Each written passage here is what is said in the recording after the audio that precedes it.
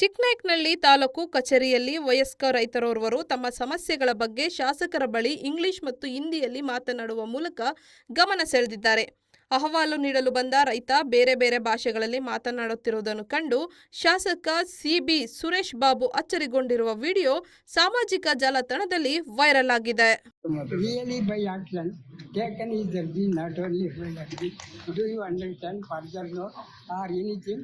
Reading and writing we can separate. There is no pending.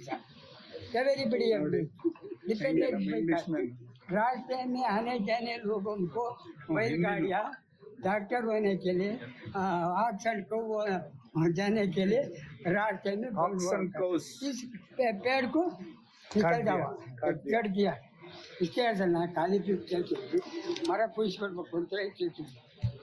ಅನ್ನ 54ನೇ ಸರ್ವೆಲ್ಲಿ ಬರ್ತಿದ್ದೆ